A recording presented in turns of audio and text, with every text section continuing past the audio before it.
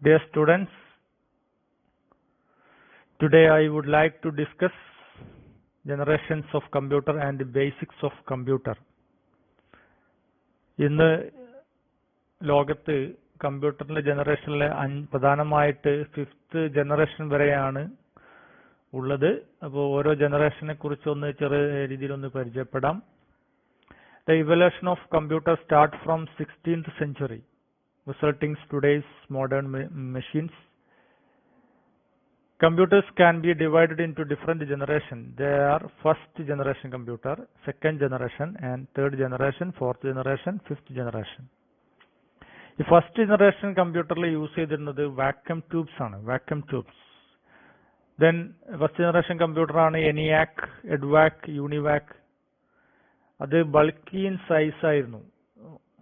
ഒരു റൂമിലൊക്കെ ഉൾക്കൊള്ളാവുന്ന തരത്തിലുള്ള ഒരു സിസ്റ്റമായിരുന്നു ഫസ്റ്റ് ജനറേഷൻ കമ്പ്യൂട്ടറിൽ ഉണ്ടായിരുന്നത്. 1942 1956 വരെയുള്ള കാലഘട്ടത്തിലായിരുന്നു അത് യൂസ് ചെയ്തിരുന്നത്. ആൻഡ് സെക്കൻഡ് ജനറേഷൻ കമ്പ്യൂട്ടർ എന്ന് പറയുന്നത് വാക്യൂം ട്യൂബിന് പകരമായിട്ട് ട്രാൻസിസ്റ്റേഴ്സ് ആണ് യൂസ് ചെയ്തിരുന്നത്.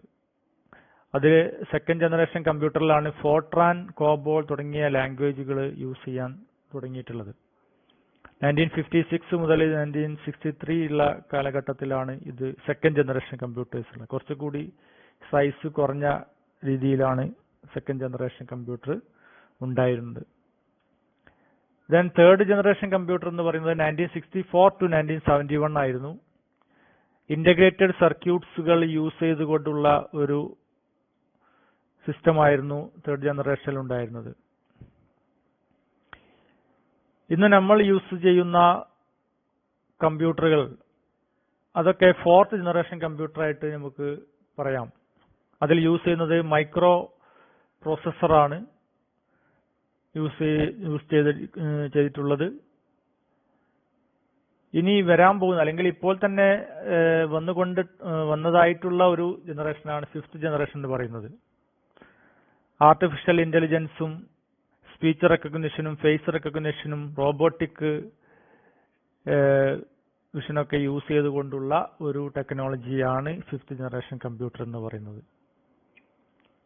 ഇത്രയാണ് ഇന്ന് ഇവിടെ യൂസ് ചെയ്യുന്ന ഈ ജനറേഷൻ എന്ന് പറയുന്നത്. ഇനി ഫങ്ഷണൽ യൂണിറ്റ്സ് ഓഫ് കമ്പ്യൂട്ടർ ആണ്. ഫങ്ഷണൽ യൂണിറ്റ്സ് ഓഫ് കമ്പ്യൂട്ടർ എന്ന് പറയുന്നത് ഒന്ന് ഇൻപുട്ട് യൂണിറ്റ് ആണ്, CPU, memory unit and output unit. ഇതിൽ പ്രധാനമായിട്ടുള്ളത്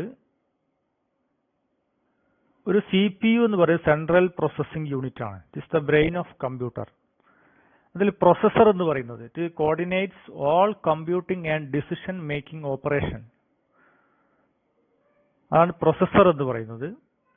CPUവിലെ മറ്റു രണ്ടു പ്രധാനപ്പെട്ട പാർട്സ് ആണ് CU and ALU. CU means control unit, coordinates and controls all activities of computer.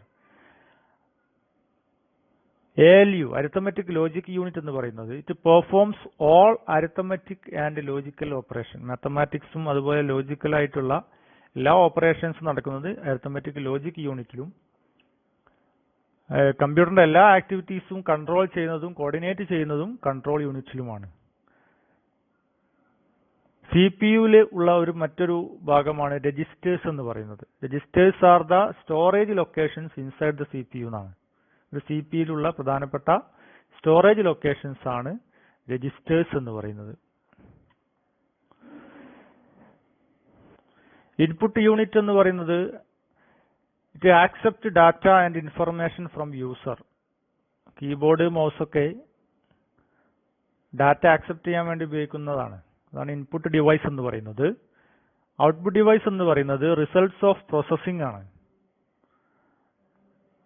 നമ്മൾ എന്താണോ പ്രോസസ്സ് ചെയ്യുന്നത് അതിന്റെ റിസൾട്ട് നമുക്ക് ഔട്ട്പുട്ട് ആയിട്ട് ലഭിക്കാം. അത് ഒന്നെങ്കിൽ മോണിറ്റർ ആയിട്ട് കിട്ടും, അല്ലെങ്കിൽ മോണിറ്ററിൽ കിട്ടും, അല്ലെങ്കിൽ പ്രിന്റേഴ്സ് ആയിട്ട് പ്രിന്റർ ആക്കിയിട്ട് പ്രിന്റിംഗ് മെറ്റീരിയൽ ആയിട്ട് കിട്ടുന്നു, അല്ലെങ്കിൽ പ്ലോട്ടർ യൂസ് ചെയ്യുന്നു. അതൊക്കെ ഔട്ട്പുട്ടാണ്. പിന്നെ മറ്റൊരു ഭാഗമാണ് മെമ്മറി യൂണിറ്റ് എന്ന് പറയുന്നത്. അത് പ്രൈമറി മെമ്മറിയും സെക്കൻഡറി മെമ്മറിയും ആണുള്ളത്. പ്രൈമറി മെമ്മറി എന്ന് പറയുന്നത് ROM, റാൻഡം ആക്സസ് മെമ്മറിയാണ്. It is used for storing program for execution by the CPU.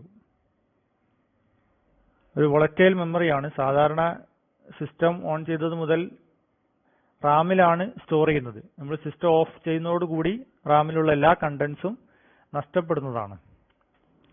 അതാണ് റാം എന്ന് പറയുന്നത്. ഡ്രാം, SRAM, ക്യാഷ് മെമ്മറി എന്നിവ റാമിന്റെ ഭാഗമാണ്. ക്യാഷ് മെമ്മറി എന്ന് പറയുന്നത് it is A high speed buffering between Ram and CPU. അതാണ് ക്യാഷ് മെമ്മറി. റോം എന്ന് പറയുന്നത് റീഡ് ഓൺലി മെമ്മറിയാണ്, പെർമനന്റ് മെമ്മറിയാണ്. ഇപ്പൊ നമ്മുടെ സിസ്റ്റം ഒക്കെ ഓൺ ചെയ്യുന്ന സമയത്ത് കുറച്ച് ലെറ്റേഴ്സ് ഒക്കെ എഴുതി കാണിക്കുന്നത് കാണാം. ഓൺ ചെയ്ത് നമ്മൾ ബൂട്ട് ചെയ്യുന്ന സമയത്ത് കാണുന്നത് അതൊക്കെ റോം മെമ്മറിയാണ്. സെക്കൻഡറി മെമ്മറി എന്ന് പറയുന്നതാണ് hard disk, floppy disk, optical disk. Hard disk permanent storage മെമ്മറിയാണ്. ഫ്ലോപ്പി ഡിസ്ക് കുറച്ച് കാലം മുമ്പൊക്കെ യൂസ് ചെയ്തിരുന്നത് ഫ്ലോപ്പി ഡിസ്ക് ഉണ്ടായിരുന്നു. 1.44 MB സ്റ്റോറേജ് മാത്രമേ ഉള്ളൂ, അതിപ്പോൾ ഔട്ടാണ്. ദെൻ ഒപ്റ്റിക്കൽ ഡിസ്ക്, അതാണ് നമ്മുടെ DVD, CD ഡിസ്ക് എന്നൊക്കെ പറയുന്നത്. ഏകദേശം നല്ലൊരു സ്റ്റോറേജ് കപ്പാസിറ്റി ഉള്ളതാണ് ഈ DVD എന്ന് പറയുന്നതും CD എന്ന് പറയുന്നതും. CDക്ക് 700 MB ആണെങ്കിലും DVDക്ക് ഏകദേശം 4 GB കപ്പാസിറ്റി ഉള്ള DVD ഉണ്ട്. നെക്സ്റ്റ് സോഫ്റ്റ്വെയർ ആണ്. സോഫ്റ്റ്വെയർ എന്ന് പറയുന്നത് this a set of instruction to perform desired and useful work done by the help of computer. ഈ സോഫ്റ്റ്വെയർ എന്ന് പറയുന്നത് രണ്ട് ടൈപ്പാണ്. ഒന്ന് സിസ്റ്റം സോഫ്റ്റ്വെയറും ഒന്ന് ആപ്ലിക്കേഷൻ സോഫ്റ്റ്വെയറും. ഈ സിസ്റ്റം സോഫ്റ്റ്വെയർ എന്ന് പറയുന്നതാണ് ഓപ്പറേറ്റിംഗ് സിസ്റ്റവും ലാംഗ്വേജ് പ്രോസസ്സറും. ഓപ്പറേറ്റിംഗ് സിസ്റ്റം എന്ന് പറയുന്നത് നിർബന്ധമായിട്ട് ഒരു സിസ്റ്റത്തിൽ വേണ്ടതാണ്. It's the interface between user and hardware ആണ്. വിൻഡോസ് 10, വിൻഡോസ് 8, വിൻഡോസ് 7 അതൊക്കെ ഓപ്പറേറ്റിംഗ് സിസ്റ്റമാണ്. Linux, Unix etcetera. Language processor എന്ന് പറയുന്നത് മെഷീൻ ലാംഗ്വേജിന്റെ കൺവേർട്ട് ചെയ്യാനുള്ളത്, കമ്പൈലർ അതൊക്കെയാണ് വരുന്നത്. Interpreter, compiler etcetera. Application software എന്ന് പറയുന്നത് ഇതിൽ നമ്മൾ യൂസ് ചെയ്യുന്ന മറ്റു ആപ്ലിക്കേഷൻ ആവശ്യങ്ങൾക്ക് വേണ്ടി യൂസ് ചെയ്യുന്ന സോഫ്റ്റ്വെയറുകളാണ്. ഇപ്പോൾ മൈക്രോസോഫ്റ്റിന്റെ ഓഫീസ്, അതുപോലെ അക്കൗണ്ടിങ്, ടാലി, ഇതൊക്കെ ഒരു ആപ്ലിക്കേഷൻ സോഫ്റ്റ്വെയർ ആണ്. അതില്ലെങ്കിലും സിസ്റ്റം വർക്ക് ചെയ്യും, പക്ഷേ ഒരു പ്രത്യേക ആപ്ലിക്കേഷൻ വർക്ക് ചെയ്യാൻ വേണ്ടി ഉപയോഗിക്കുന്നതാണ് ആപ്ലിക്കേഷൻ സോഫ്റ്റ്വെയർ.